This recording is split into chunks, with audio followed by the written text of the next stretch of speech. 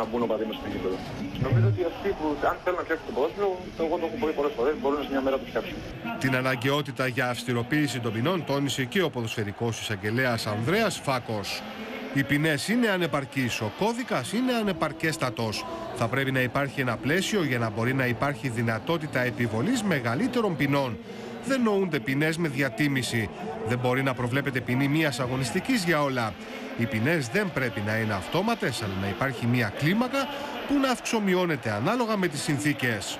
Τα όσα έγιναν στο ντέρμπι των Αιωνίων προκάλεσαν και την παρέμβαση του αντιεισαγγελέα του Αρείου Πάγου Αναστάσιου Κανελόπουλου, ο οποίος διέταξε την εισαγγελία Πειραιά που έχει επιληφθεί της έρευνας να γίνει έρευνα αυτοπροσώπως από εισαγγελέα και όχι από την ασφάλεια ή πτεσματοδίκη, να ζητηθούν τα αμοντάριστα πλάνα του αγώνα, να διερευνηθεί πώς μπήκαν τα καπνογόνα στις κερκίδες και οι φύλαθλοι στον αγωνιστικό χώρο, να ληφθούν αναφορές από τους παριστάμενους εισαγγελείς και να ληφθούν καταθέσεις από παράγοντες και ποδοσφαιριστές.